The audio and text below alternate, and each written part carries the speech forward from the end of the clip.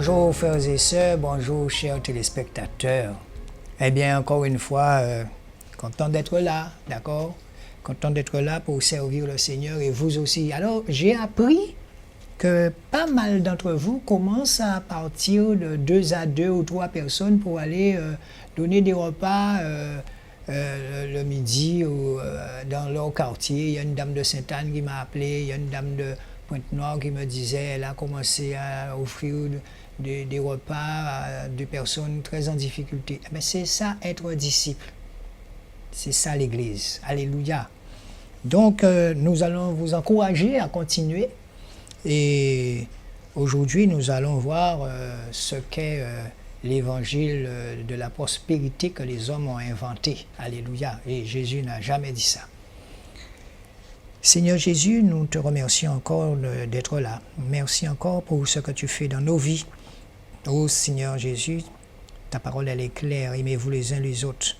Et ton premier commandement, c'est d'aimer le Père au-dessus de tout. Alléluia, alléluia. Seigneur Jésus, nous te remercions de te servir de nous car nous ne sommes que des instruments entre tes mains.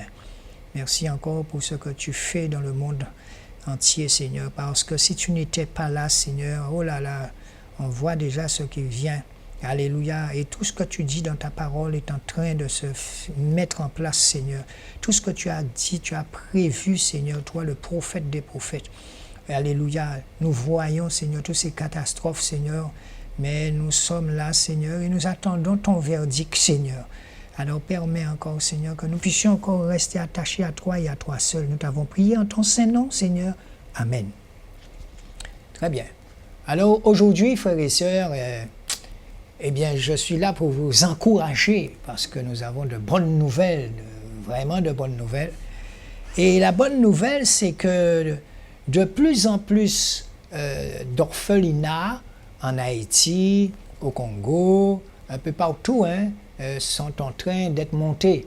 Alors, continuez à nous envoyer vos dons, comme vous le faites si bien, parce que un disciple, c'est quelqu'un qui est toujours en action, d'accord? Un disciple, un vrai, il est en action, il est sur le terrain. Et vous avez vu ce que nous vous avons montré, les jeunes là, que nous avons quittés là au Congo quand nous sommes allés, nous avons établi le contact avec eux. Eh bien, ce sont des petits jeunes qui sont vraiment dans la foi, parce qu'il y a un taux de chômage pas possible là. Donc, vivent parmi eux, ils ne font que ça, prier, chercher du travail, mais donner plus de place à la prière. Ce sont des jeunes, quand vous les voyez marcher, ceux que j'ai côtoyés, on aurait dit qu'ils sont en train de téléphoner, eh bien leurs bouches sont en train de... Mais ils sont vraiment dans la prière tous les jours parce qu'ils ne savent pas ce qu'ils vont manger. Et ils sont toujours bien habillés, bien vêtus. Eh bien c'est ça la foi, c'est ça la dignité que Jésus leur donne. Et lorsque vous voyez ces petits jeunes-là, vous sentez que tous les jours, vraiment tous les jours, ils sont en connexion avec l'Esprit Saint. Alors, merci Seigneur de faire d'eux ce que tu as décidé. Mais aujourd'hui, le Seigneur m'a mis à cœur de faire un peu d'histoire. Alors, souvent, je vous dis, allez chercher. Par exemple, vous pouvez entendre parler de Constantin, l'empereur Constantin. Ben, vous devriez aller chercher... sur qui il était, qu'est-ce qu'il a fait, qu'est-ce qu'il a mis dans l'Église. Voilà, c'est pour cette raison que je vous dis que dans les églises, il y a énormément de choses que les hommes ont inventées, énormément de mots, de dogmes qui ne viennent pas de Dieu. Alors, par exemple, le dogme de l'habit du dimanche, d'où ça sort, qui a imposé ça? Jésus. Alors, montrez-moi un verset où Jésus dit qu'il faut bien s'habiller en cravate, en soutane. Montrez-moi un verset où Jésus le dit et il n'y a pas de problème. Eh bien voilà, voilà ce que des hommes ont inventé pour pouvoir asseoir leur supériorité sur les gens. Voilà. Et dans tout ça, quand vous regardez les habits de ces gens-là, cousus avec des fils d'or, alors qu'il n'y a pas que de mon fin de l'autre côté, eh bien, vous êtes sous séduction. Voilà, vous êtes séduit par le bowling, vous êtes teasé, surtout si vous êtes, si vous êtes tout jeune, tout petit, vous êtes saisi, si vous allez dans les catéchismes et tout ça, vous ne pouvez rien dire devant devant un tel tissu, mais ça ne marche plus maintenant parce que le Seigneur Jésus est en train d'ouvrir les yeux de ses enfants. Donc nous allons voir par exemple le dogme de l'habit du dimanche et de Horace Bushnell, 1802-1876.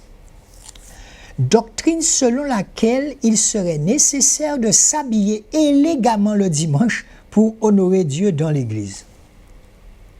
Alors, je ne sais pas si Jésus était bien habillé ou pas, mais je sais que son cœur était superbement bien habillé. Doctrine d'origine protestante impulsée dans le contexte de la révolution industrielle et textile.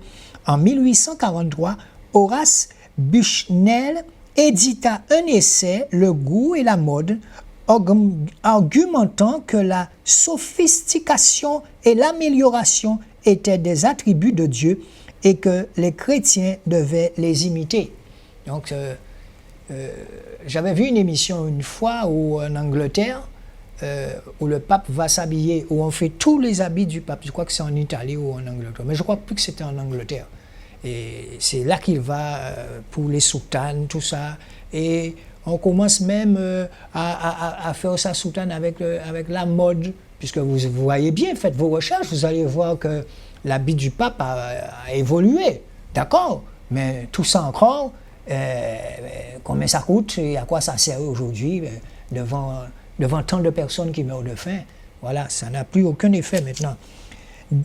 Alors, que votre parure ne soit pas celle de l'extérieur, mais que dit la Bible à partir de tout ça maintenant?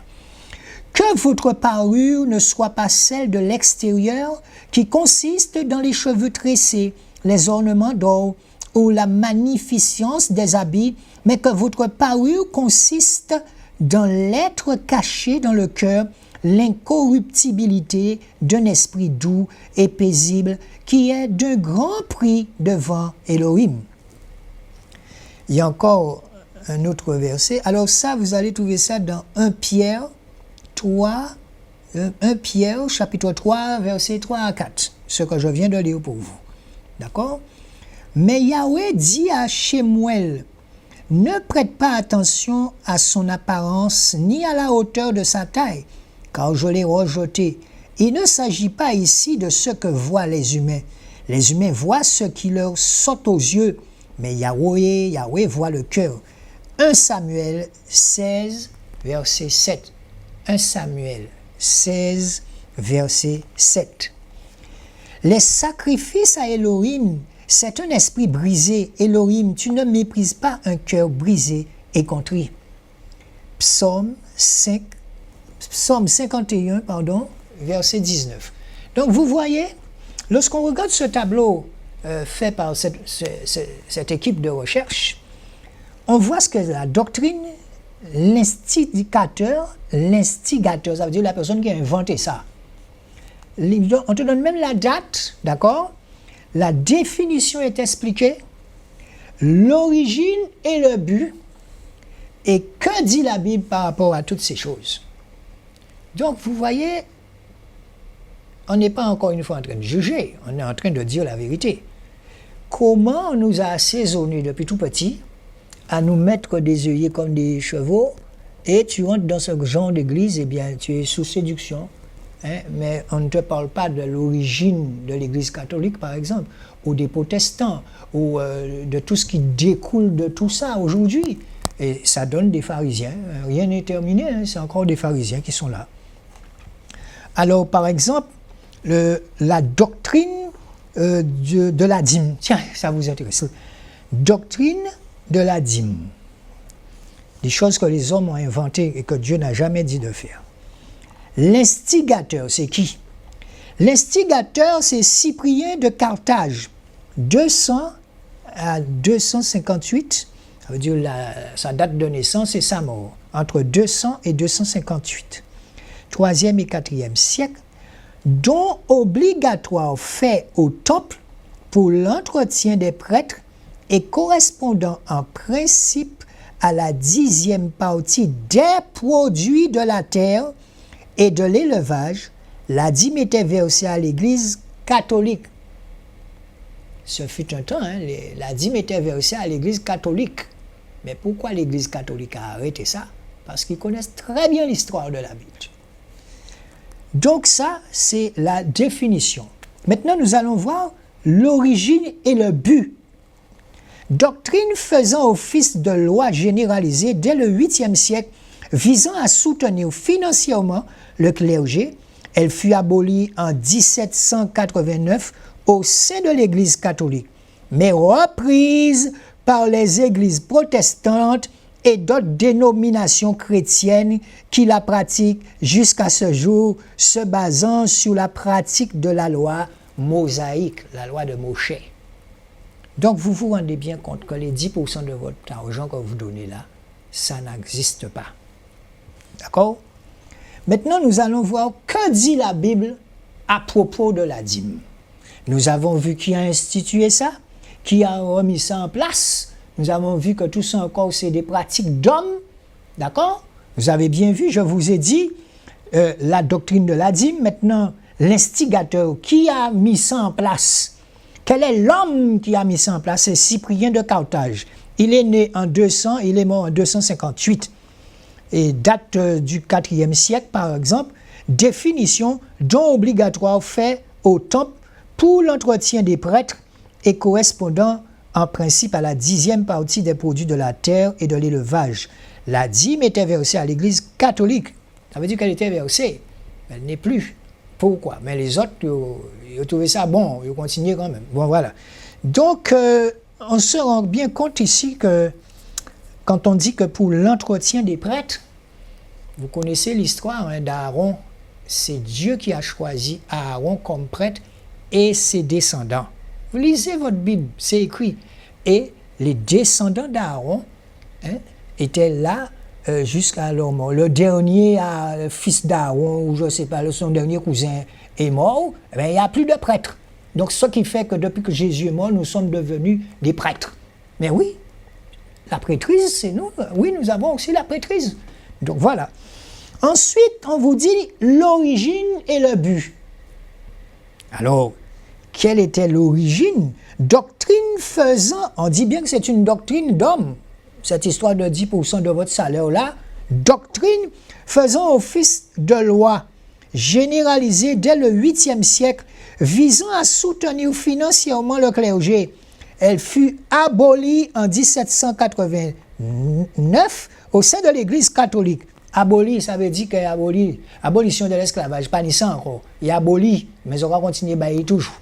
Elle fut abolie en 1700 au sein de l'Église catholique, mais reprise par les églises protestantes et d'autres dénominations chrétiennes. Donc vous êtes nés, vous arrivez là, on vous a baptisé, vous partez quoi connaître comment ça fonctionne. Et bon, vous arrivez, vous trouvez une pratique satanique là, vous voyez tout le monde qui dit qu'il y a la dîme, et bien on donc aussi, vous avez la dîme. Voilà. Et bien moi je vous explique que ça n'a pas lieu d'être vos 10% de salaire que vous enrichissez les gens là. D'accord? Et d'autres dominicains chrétiens qui la pratiquent jusqu'à ce jour, se basant sur la pratique de la loi mosaïque. La loi mosaïque, la loi de Moïse. Maintenant, que dit la Bible par rapport à la dîme? On va voir ce que dit la Bible, ce que dit Dieu, ce que dit Jésus, tout ça vous voulez. Que chacun donne selon ce qu'il a résolu dans son cœur, non pas avec chagrin, ni par contrainte, car Elohim aime celui qui donne avec joie. 2 Corinthiens, chapitre 9, verset 7. 2 Corinthiens, chapitre 2, 2 Corinthiens, chapitre 9, verset 7. Demeurez donc fermes dans la liberté pour laquelle Machia nous a rendus libres, et ne soyez pas de nouveau pris au piège par le joug de l'esclavage.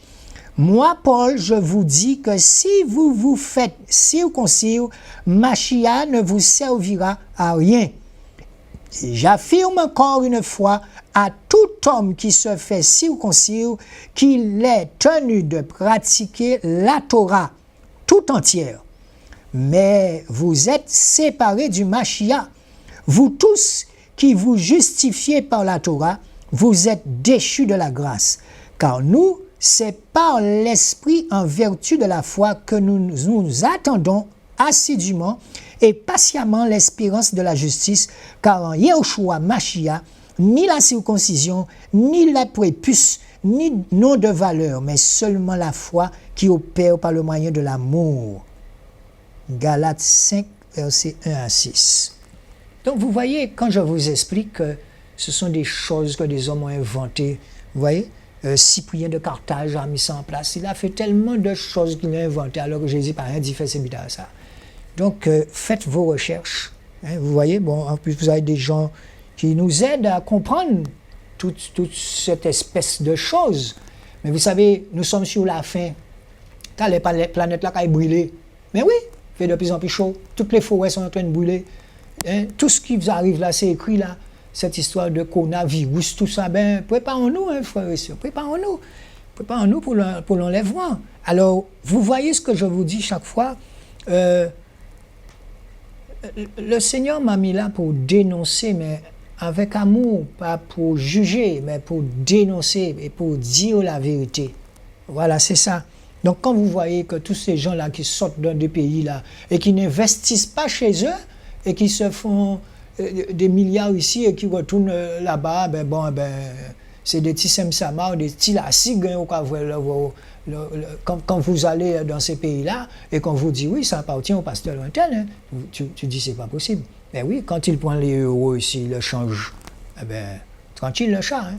Et il y en a ceux aussi qui sont inquiétés par la justice française ici et qui ne mettent plus les pieds ici. Ils ont même commencé à construire des églises et puis toute ferraille là, quoi. Ça se voit, petit Pérou. Eh oui, Jésus. C'est pour ça qu'il faut rester comme un petit enfant et faire ce que le Seigneur vous demande de faire si vous êtes un homme de Dieu. Sinon, ça arrive où? Quand vous parlez, mais à l'intérieur de vous, vous êtes comme un petit enfant, mais il vous dit de dire la vérité. Il vous dit, j'ai besoin d'une bouche pour parler. Patrick, je t'ai choisi. Tu parles, c'est tout. Alléluia. Et je suis sûr que ça vous fait du bien parce que vous vous rendez compte, ce que vous avez à faire, c'est d'aller dans votre quartier, de parler de Jésus à tout le monde. Et si vous savez, dans votre quartier, il y a une jeune qui est en difficulté, eh bien, on va mettre des vêtements. C'est ça, un disciple. Il vaut mieux être un disciple que de vouloir prendre la place de Jésus-Christ au PP. C'est de l'abomination que tu vas faire, aveugler les gens, manipuler les gens. Il n'y a que ça. Jézabel, je vous ai parlé de Jézabel la dernière fois, qui est un démon de jalousie, d'emprise, de contrôle sur les gens. Et oui, Jézabel peut entrer dans un homme. Jézabel, elle est partout. Voilà. Le célibat des prêtres, la doctrine, l'instigateur Léon Ier, date 3e, 4e siècle. Définition, promesse des prêtres catholiques basée sur le Code de droit canonique de 1983. Voilà, c'est pour ça que je vous dis, quand vous entrez dans une église, vous devriez aller chercher l'historique. D'où ça sort, d'où ça vient. Vous serez étonné. Étonné. Alors, par exemple, on va voir l'Assomption. Qui a inventé l'Assomption? Le mot est là, l'Assomption. Tout le monde a dans l'Assomption. L'Assomption. Alors, on va voir l'Assomption.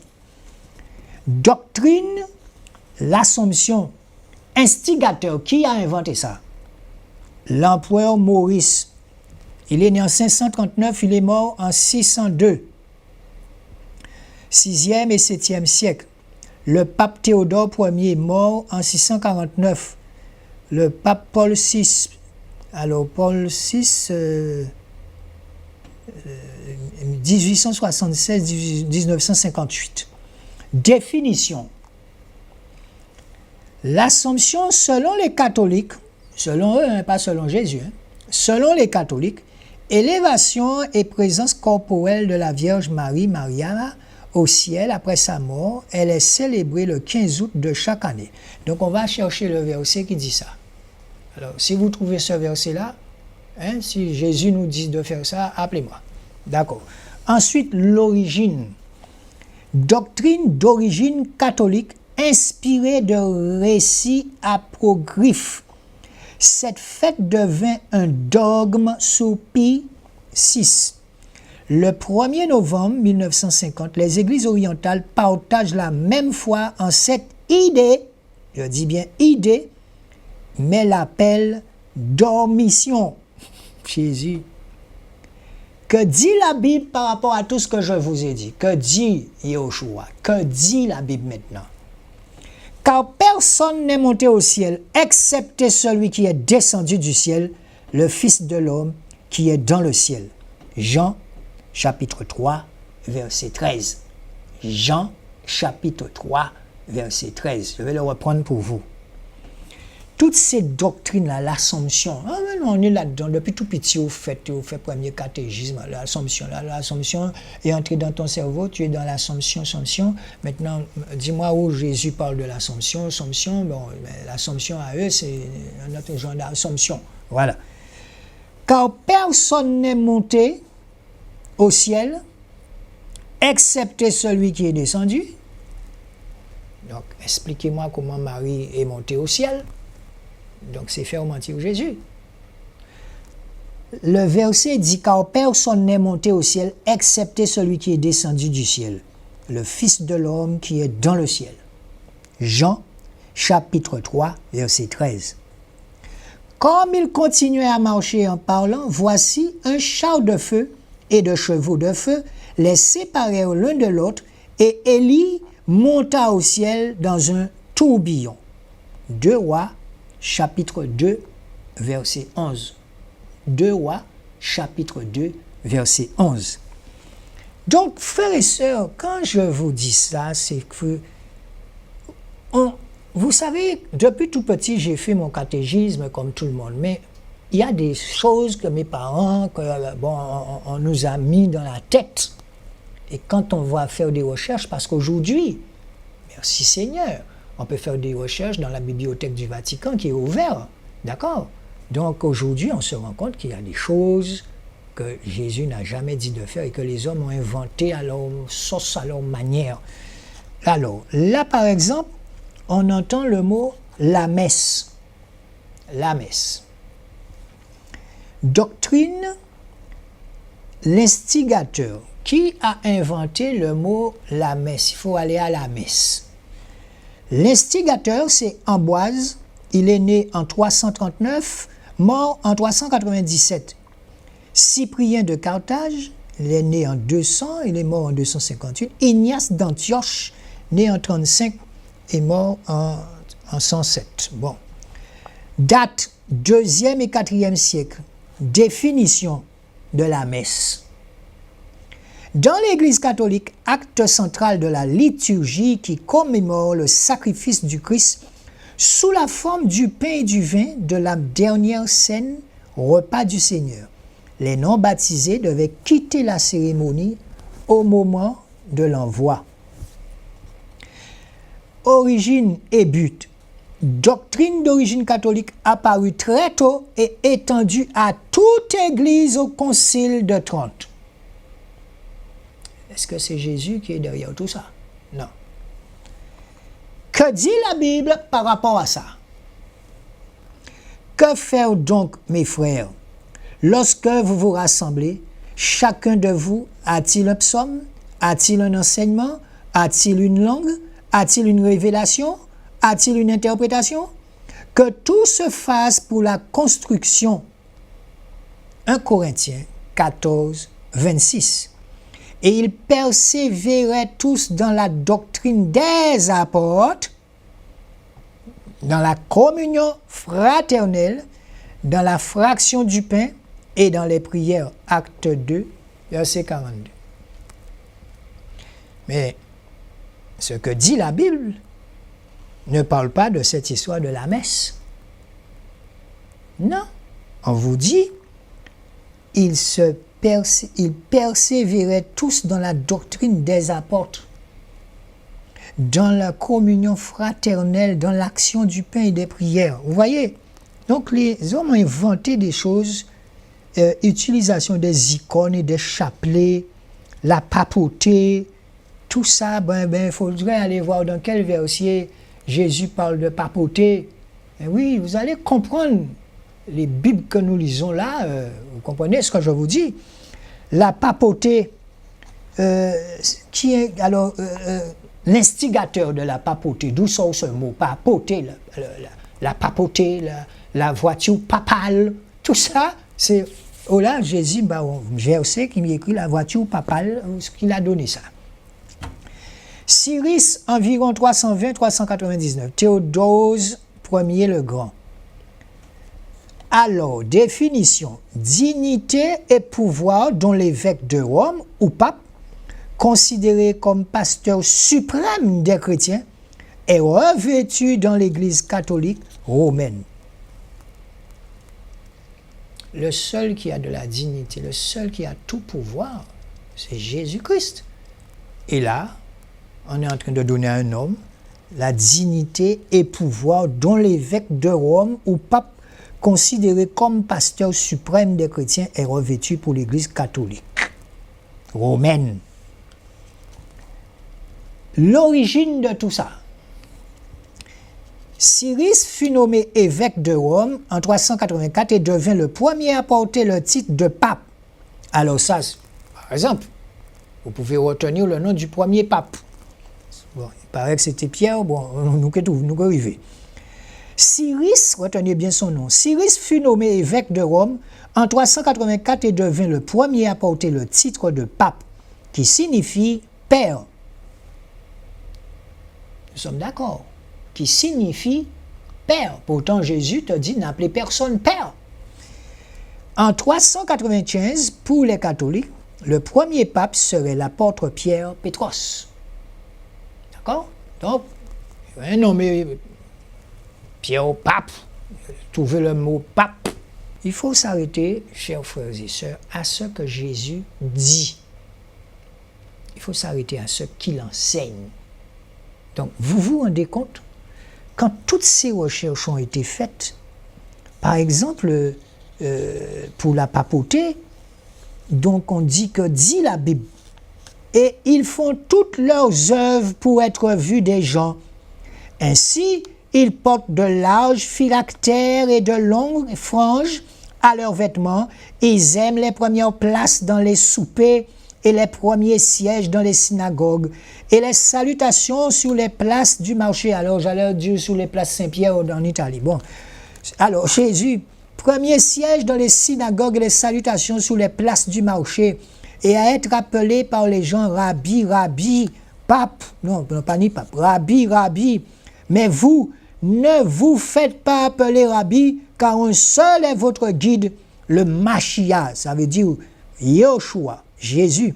Et vous êtes tous frères, et n'appelez personne sur la terre votre Père, car un seul est votre Père, celui qui est dans les cieux. Matthieu 23, versets 5 à 9. Quand la Bible dit ça, et quand la doctrine des hommes te dit, Cyrus fut nommé évêque de Rome et devint le premier pape à porter le titre de pape, qui signifie père.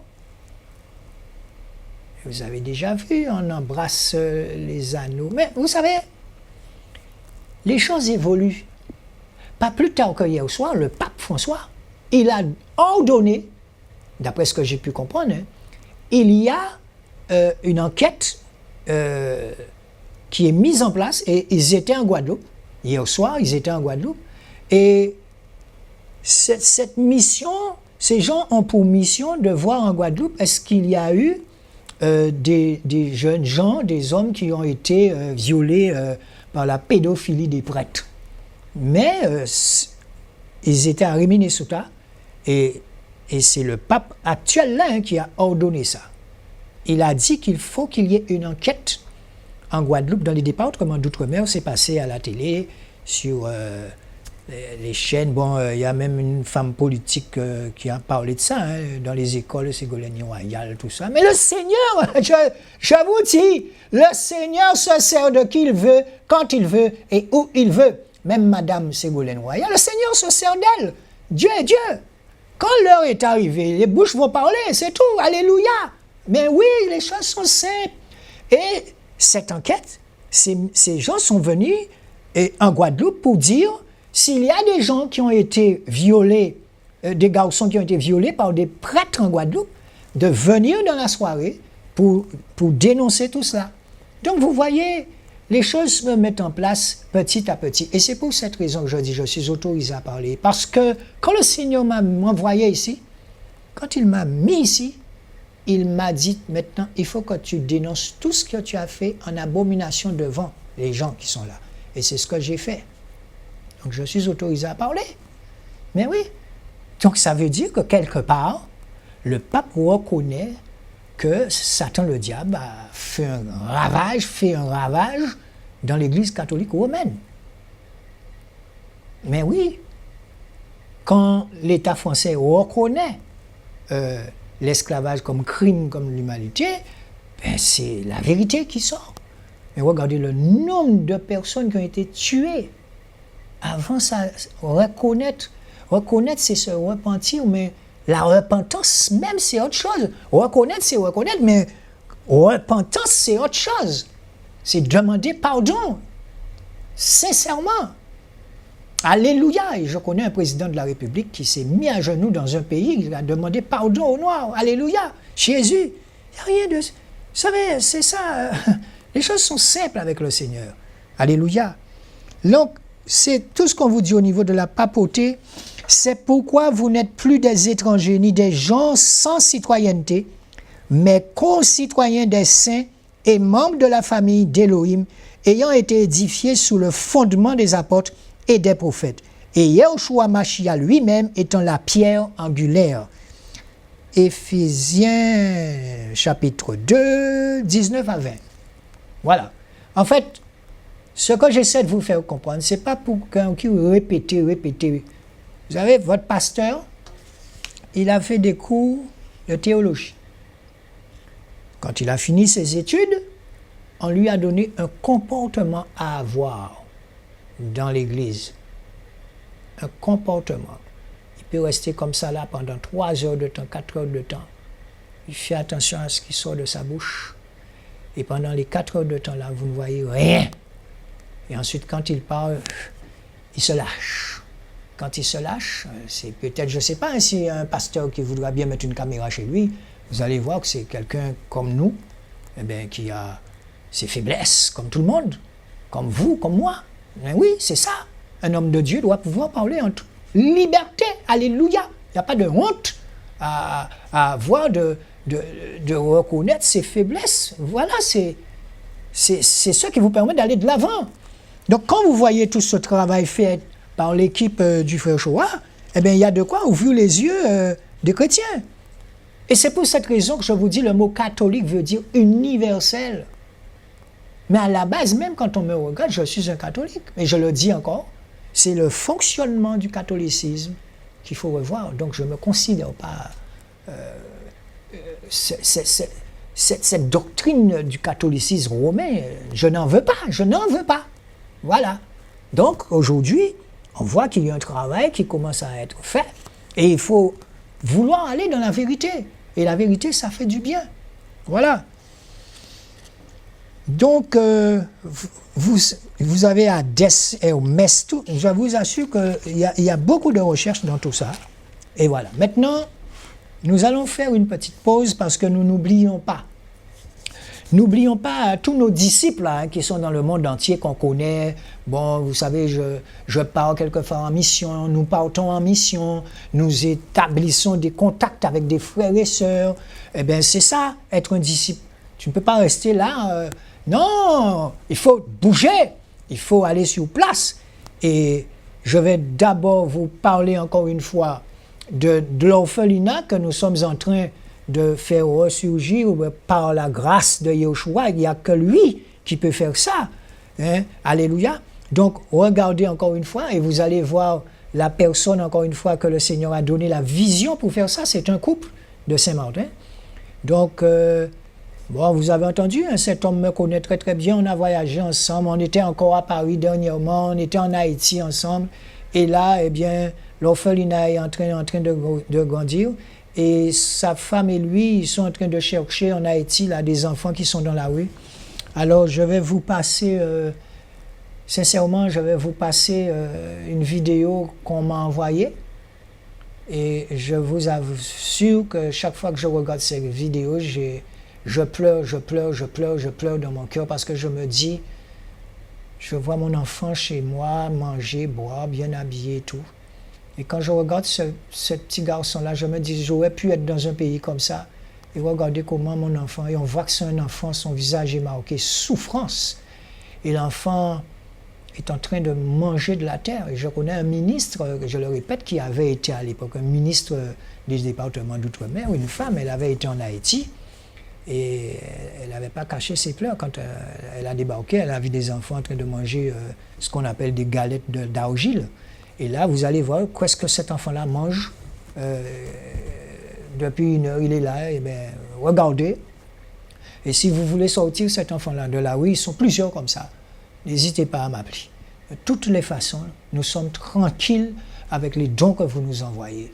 Mais quand je vous dis nous sommes tranquilles, on ne peut pas ne pas partir avec ça. Et nous savons très bien, nous avons établi les contacts. Et les gens avec qui nous travaillons, ce sont des gens de confiance, par le nom puissant de Jésus-Christ. Et nous avons aussi pris un expert comptable parce que à partir d'une certaine somme, il faut respecter la loi, nous avons un expert comptable qui fait les choses, mais ça a été tellement vite puisque mon épouse, elle tient très bien par le nom puissant de Jéhoshua la comptabilité. Et c'est pour cette raison encore que je vous dis, faites-nous des chèques, parce qu'avec les chèques, il y a de la traçabilité. Mais il n'y a pas d'obligation quand on sert Jésus. Mais oui, eh bien, si vous me donnez de l'espèce, vous devriez m'attendre à Carrefour Millénis. Eh bien là, il y a un guichet. Vous-même allez mettre votre argent, vous allez écrire votre nom et je serai là et voilà, c'est comme ça. Mais me donner de l'argent en main comme ça, non merci. Non merci. D'accord? Ok. Eh bien, je vais vous laisser un petit moment et nous allons aussi voir ce qui se passe au Congo encore, parce que nous sommes en contact avec eux. Je vous dis, avec 60 €, nous ouvrons ce qu'on appelle des micro-entreprises. C'est ça un disciple. Le Seigneur nous a donné les moyens de faire. Nous faisons. Et vous savez, la manière de faire selon l'Église. Et vous savez, lorsque les gens parlent, le Seigneur peut toucher mon cœur pour me dire, tiens, ça. Et il n'y a pas longtemps, je vous ai dit que j'ai entendu le président de la région dire qu'il faut arrêter de s'occuper de sa petite chapelle, il faut fonctionner en Église. Alors, je le redis encore, nous allons prier. Je fais appel à toute personne. Nous allons prier pour que le Conseil général et le Conseil régional puissent fonctionner dans l'amour comme l'Église le demande. Alléluia, c'est la vérité. Parce que s'il a sorti ça, c'est qu'il y a un besoin. Il y a un besoin. Alléluia. J'allais dire, mais comment faire? Mais rien n'est impossible à celui qui croit. Alléluia. Jésus. Je vous retrouve dans un petit moment. Eh bien voilà, chers téléspectateurs, je vous présente l'un des enfants. Nous avons retrouvé sa famille. Vous imaginez, ce garçon, depuis 13 ans ou 14 ans, n'a jamais revu ses parents. Et peut-être que ces deux sœurs qui sont là sont nées, il ne l'a même pas vu. Il ne les a pas vues naître. Eh bien voilà, nous faisons le travail petit à petit de retrouver où sont les parents. Et regardez-le maintenant. Et souvenez-vous, lorsqu'on les avait retrouvés, là c'est un autre. Là, il est avec son petit frère. Vous comprenez bien qu'il n'a pas vu naître l'enfant parce que c'est un enfant qui était dans la rue carrément. Donc, c'est la souffrance et le fait que les parents ne peuvent pas les nourrir. Et un beau jour, ces enfants-là peuvent prendre un bus tout seuls, partir dès l'âge de 6 ans ou 5 ans. Mais voilà ce qui se passe en Haïti, tout près là. Donc, soutenez encore. Alors, lui, il est en train de marcher, parce qu'ils sont partis vers les parents parce qu'on fait un travail de recherche. Et là, maintenant, vous avez toujours le reste de la construction de l'orphelinat à Fond-de-Nègre. Donc, le chantier continue avec vos dons. Donc, voilà, le Seigneur est bon. Donc, tout cet orphelinat, nous pensons qu'il sera prêt, selon la grâce de Dieu, avant la fin de l'année. Et je vois que le travail est colossal. Quand le Seigneur vous donne une vision, il vous donne aussi la provision. Donc voilà. Donc nous attendons encore vos dons pour la famille Bino. Parce que c'est ce couple qui a eu cette vision. de monter cet orphelinat pour les enfants qui sont en Haïti. Et ceux que vous avez vus tout à l'heure, ils sont dans une maison, ils sont 7, on vous l'a déjà dit. Donc on a retrouvé leurs parents parce que l'objectif c'est de les mettre en contact avec leurs parents. Donc regardez l'immensité de la tâche. Et le frère Bino, le couple Bino me disait qu'ils sont déjà à 48 775 €. Ça veut dire terrain compris, tout ce que vous voyez là. Donc l'orphelinat même n'a même pas encore commencé. Et voilà. Donc, vous voyez, lorsqu'on voit la souffrance des gens, tout ça, nous sommes en contact avec tous ces gens. Et je ne vous cache pas que quelquefois, je suis réveillé, on va prier pour ces enfants-là. Il y en a un qui a fugué il n'y a pas longtemps. On avait la crainte de Dieu, on l'a retrouvé parce que Haïti est grand. Hein. Attention, Haïti est très grand. Donc, je vous disais au début d'émission, l'évangile de la prospérité. Encore une fois, que les hommes ont mis en place. D'où ça sort? C'est vrai que la Bible parle de prospère, être prospère, mais les hommes ont inventé quelque chose, un mot, du genre l'évangile de la prospérité. Eh bien, là aussi, je vais vous laisser regarder cette vidéo et je vous retrouve dans un petit moment.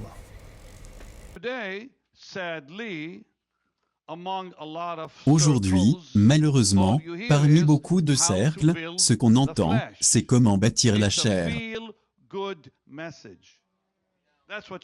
C'est un message bon à entendre. C'est à propos de se sentir bien, faire du bien, toutes ces choses. Se faire de l'argent, bien évidemment. Je suis désolé de dire, l'évangile de prospérité est allé un peu trop loin. Et je suis en train de corriger ma propre théologie. Vous avez besoin de le savoir. Parce que quand je lis la Bible aujourd'hui, je ne vois pas la Bible avec les mêmes yeux que je la voyais 20 ans en arrière. Je vais vous dire maintenant quelque chose qui va vous choquer. Je pense que c'est une offense au Seigneur. C'est une offense de dire semer une offrande de 1000 $. Je pense que c'est une offense au Saint-Esprit de mettre un prix sur l'Évangile. J'ai fini avec cela. Je ne vous demanderai plus jamais de donner 1000 $ ou n'importe quel montant, parce que je pense que le Saint-Esprit en a assez de tout ça. Est-ce que vous m'entendez? Je pense que cela heurte l'Évangile. Donc, je fais cette déclaration pour la toute première fois de ma vie, et franchement, je me fiche de ce que les gens pensent de moi. Donc, j'ai quelqu'un, je vous dirai qui c'était Dan Willix. J'aime Dan de tout mon cœur, je lui ai dit, ne te permets plus jamais de prêcher encore ce message. Je ne veux plus faire partie de ça. Donc je pense que quand ils vont m'inviter, ils ne vont plus m'aimer. Parce que si tu regardes dans la parole de Dieu, je ne veux pas y aller maintenant. Suis-je en train de vous choquer? Bien, prenez mes 5. Si j'entends une fois de plus, briser le dos à l'endettement avec 1000 $, je vais les réprimander. Je pense que c'est acheter l'Évangile, acheter les bénédictions. Cela attriste le Saint-Esprit. C'est tout ce que j'ai à dire. Si tu ne donnes pas, parce que tu aimes Jésus, n'achète pas le don. Donner est tellement devenu une astuce, cela me rend malade, jusqu'à l'estomac. Et j'ai aussi été malade pendant un certain temps, je viens juste de concéder. Maintenant, le couvercle est enlevé. Je l'ai. Vous savez quoi? Je ne veux pas arriver au ciel et être réprimandé. Je pense que c'est le moment de le dire tel qu'il est, l'Évangile n'est pas à vendre. La bénédiction de Dieu n'est pas à vendre. Les miracles ne sont pas à vendre. Et la prospérité n'est pas à vendre. Eh bien voilà. Voilà une mode qui est arrivée ici. Et de plus en plus, on a vu des pasteurs étrangers arriver en Guadeloupe, venir s'enrichir sous la coupe de l'évangile de la prospérité. Et ces gens-là, on les a vus brasser de l'argent jusqu'à maintenant. Et nous le disons encore une fois, que toute église qui demande la dîme, pour nous, c'est une abomination, c'est du vol. Alléluia, Jésus. Donc, frères et sœurs, vous êtes bien ouïs dans cette église, parce que c'est vous l'église, c'est moi l'église, et là où un ou deux sont, la parole dit « je suis là ». Heureusement que ce n'est pas moi seul qui dénonce, mais quand il faut dire la vérité, eh bien, c'est la vérité. Vous ne pouvez pas me dire qu'un petit jeune qui gagne 500 €, eh bien, il va venir dans l'église ou quoi prendre 10% à d'un. Non, c'est de l'abomination, ça. C'est tout. Il n'y a pas d'autre nom, c'est de l'abomination. Alléluia. Donc, j'ai appris quand même qu'il y a des pasteurs qui ne veulent plus en Guadeloupe qu'on les appelle pasteurs, tellement qu'ils sont dégoûtés de l'évangile de la prospérité. Eh bien, ils sont devenus des disciples. Ah ouais, ils font leur petit bonhomme de chemin. Bon, ils suivent un peu la réforme. Ils se rendent compte, ils font leur propre recherche. Parce que, vous savez, bon, ben, alléluia, lorsque c'est votre cœur qui balance la chose, rien ne peut plus vous arrêter parce que vous avez déjà mis la main à la charrue. Et que c'est du bonheur, de savoir que le Seigneur se sert de quelqu'un comme vous, qui était oisif, qui faisait tellement de bêtises, tellement de... Ouh là là, mais Seigneur, merci, sers-toi de moi encore, sers-toi d'eux. Mais oui, sers-toi d'eux, Seigneur. Parce que je pense que beaucoup d'entre vous ont compris. Et je remercie tous ceux-là qui nous suivent de la Martinique. Parce qu'au moins, il y a cette dame de la Martinique qui me disait, je ne sais pas pourquoi, elle nous a envoyé une bonne somme d'argent. Et elle me disait, je ne sais pas pourquoi, mais j'ai confiance en Yehoshua qui est en vous. Je sais que cet argent va arriver là où il faut. Eh bien oui, ma soeur, parce que on n'a pas envie mort. Je ne sais pas comment les autres font, mais en ce qui me concerne, c'est la cote de la cote des cotes. Hein? Je vois l'autre jour, là, on m'avait donné de l'espèce, je ne retrouvais pas les 10 €. Je suis sûr que j'avais l'argent de la personne en main, les 10 €. Et on les compte en moi, on prend 10 €. Hein? Oh papa, après j'ai retrouvé les 10 €. Ah Seigneur, que du bonheur, d'accord? Eh bien, vous savez, je ne sais pas comment vous expliquer ça, mais je suis content parce que vous êtes nombreux à m'appeler, à m'envoyer des chèques. Celui-là me dit m'encourage, celui-là me dit eh ben, il était temps. Mais je n'ai rien à voir dans ça. Vous savez, c'est humainement, on n'aime pas l'injustice. Mais ce n'est pas à vous de faire la justice. Non. C'est Yehoshua qui vous justifie. Mais ce n'est pas à vous à aller faire des choses pour vous justifier. Non. Vous avez déjà perdu d'avance. Tout ce que vous avez à faire, c'est de rester là et dire, Seigneur, nous prions. Alors je remercie aussi cette sœur de Sainte-Rose de la Guyane qui m'a appelé, qui me disait qu'il prie énormément en Guyane pour moi, pour ma famille. Je vous remercie, mes frères et sœurs. Et vous savez, quand on est connecté en esprit, hein, ça se sent. Alléluia. C'est ça l'Église. Vous allez comprendre que c'est quoi l'Église. L'Église, c'est de se soutenir. L'Église, c'est de regarder, de veiller un sur l'autre. Pas surveiller, hein, mais veiller les uns sur les autres. Jésus nous le dit. Parce que le diable, il est autour de nous, là. Il cherche à me dévorer, à vous dévorer. Vous avez l'esprit de Jézabel. Le seul rôle de l'esprit, le démon de Jézabel, c'est de mettre la zizanie dans les églises, c'est de mettre l'hypocrisie dans les églises. C'est pour cette raison qu'il faut un petit noyau, que ça commence par un petit noyau, et que ce petit noyau va se fortifier, et pour pouvoir entrer là, je vous assure qu'il va falloir montrer patte blanche, comme on dit. Voilà.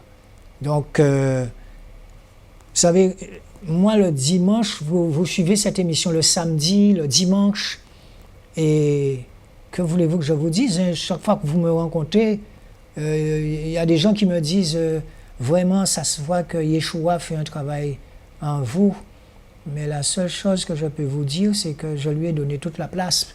Parce que quand vous savez que ce n'est pas vous qui faites quelque chose, Vous n'allez pas vouloir vous glorifier de quoi que ce soit. Et si je me glorifie pour lui. C'est lui. Il s'agit de lui, pas de nous pauvres petits mortels, non. Alléluia. Voilà.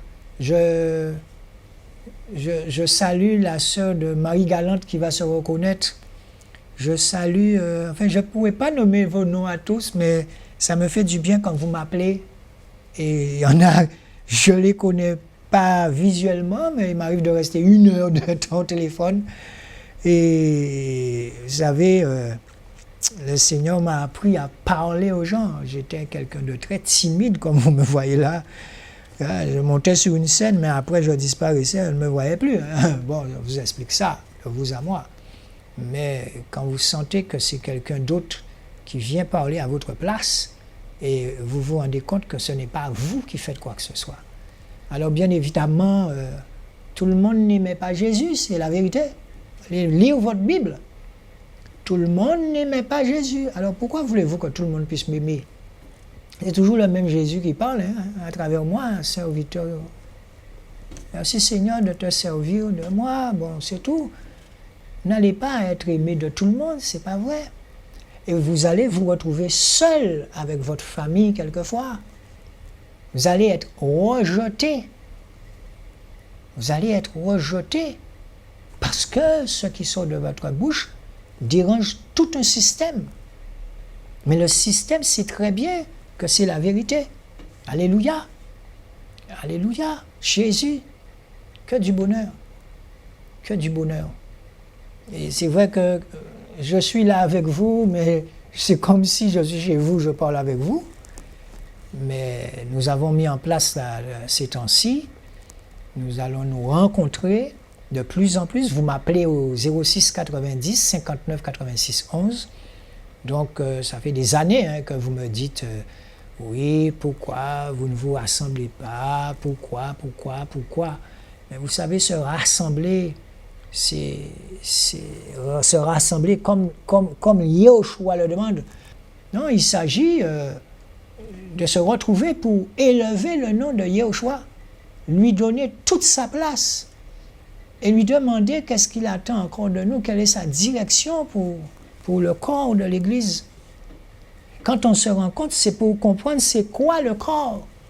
Alléluia, c'est ça. Donc si, quand on va mettre en place toutes les différentes rencontres là, puisque bon, nous, on vous a déjà dit, on aime bien la nature, parce que les disciples, ils étaient toujours dehors. Je suis désolé, mais chaque fois que Jésus entrait dans une synagogue, c'était babier, c'était bab. Babier, c'est la vérité. Donc vous avez un système qui est en place, qui vient comme ça sur Jésus, et Jésus vient à contre-courant. Et Jésus les repoussait avec amour, puisque c'est la parole du Seigneur qui est prioritaire sur les mensonges, sur les dogmes, sur tout ce que les hommes ont inventé. Alléluia. Voilà.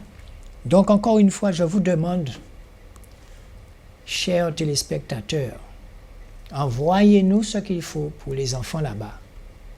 Parce que vous avez vu ce petit garçon, il n'y a pas que lui, il y a des petites filles, il y a une souffrance là en Haïti. Et quand vous allez sur place, je vous assure, vous n'allez pas retourner comme vous êtes allés. Vous allez remercier le Seigneur et je vous assure que j'ai hâte déjà de retourner là-bas pour voir qu'est-ce qu'ils ont fait, qu'est-ce qu'ils ont déjà mis en place. Voilà. Mais sinon, je vous dis à dimanche prochain que l'amour de Yahushua vous comble. D'accord? Que l'amour de Yahushua vous comble. Soyez fortifiés. Pas de démoralisation. Non, ça ne vient pas de Jésus. Jésus nous dit, courez. Jésus nous dit, je suis là, vous n'avez rien à craindre, petit troupeau. Alléluia. Et quand vous voyez les flèches de l'ennemi venir, vous prenez votre bouclier de la foi et vous avancez sur lui par la foi. C'est ça. Vous êtes armés, vous avez le casque du salut, et vous êtes armés, vous avez l'épée qui représente la parole. Alléluia. Jésus.